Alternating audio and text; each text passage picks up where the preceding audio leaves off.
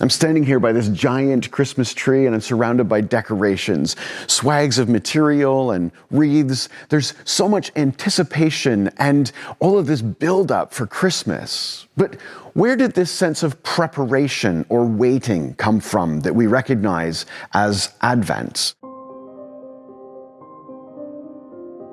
Hi friends, my name is Greg Simpson and I'm a minister in the United Church of Canada. I would love for us to take a minute and look at some of the history of Advent, where it came from, what it meant back then, and what it might mean to us today. Advent wasn't even a thing for the first Christians. We don't even see it showing up in any history until into the 4th and 5th century in the areas of Spain and Gaul. There are some historical writings from the councils of Saragossa and Toledo that start to talk about Advent as a time of penitential reflection, more like Lent, actually, a darker, quieter, reflective time. But even that was something very narrow. Not everybody was doing it. It was just sort of regional. And as Eastern Orthodox churches and Western churches kind of went different directions, the idea of Advent went different directions as well. People didn't agree even on how long Advent should be.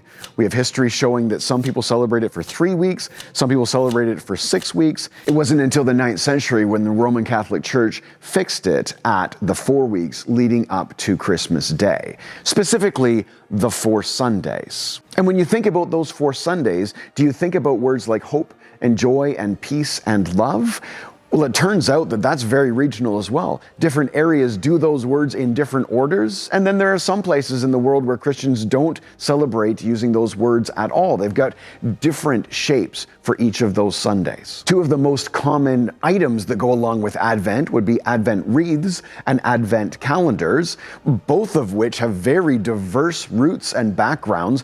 The Advent wreath, with its 4 candles around the outside and 1 in the middle, most likely started in the 16th century in Germany, but even it has lots of different shapes and styles. Some people include only 4 candles and no Christ candle in the middle. Sometimes it's a line instead of a circle. Many different options. And certainly as the Protestant church was separating from the Roman Catholic Church in the 1500s, they were working very hard to establish their own traditions and rituals, sometimes purposely trying to distance themselves from the Catholic Church, sometimes taking the icons from the Catholic Church and reusing them in new ways to reflect their understanding of the Christian faith.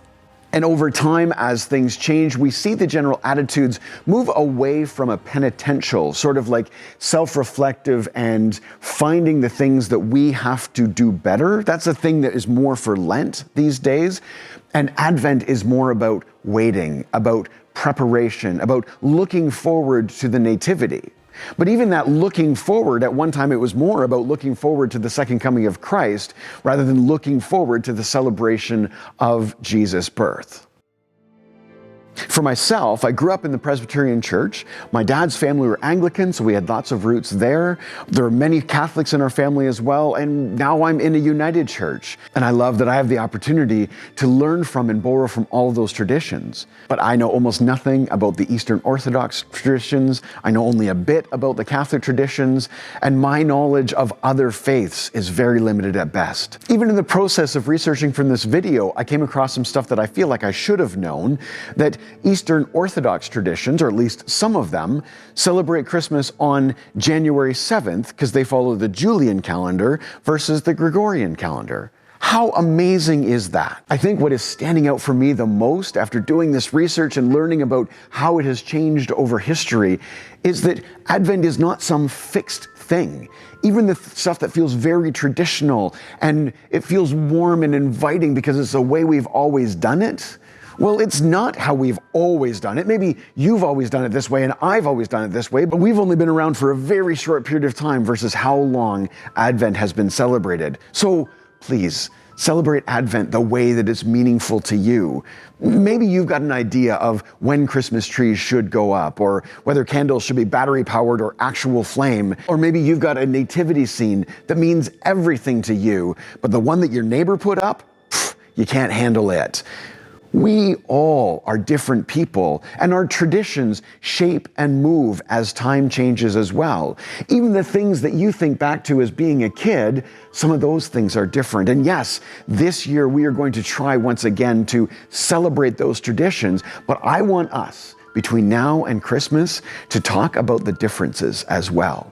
Because that's where this is a beautiful thing to celebrate. Not just over the history and the time that has changed, but from you to your neighbor and the different cultures and the way that they handle Advent. Let's learn from each other. Let's see the stories that have meaning to you and meaning to me. Let's share them and celebrate them together. Maybe that's what Advent means for me this year. It's certainly a preparation for the birth of Jesus, but it's a reminder that Jesus was born for all of us.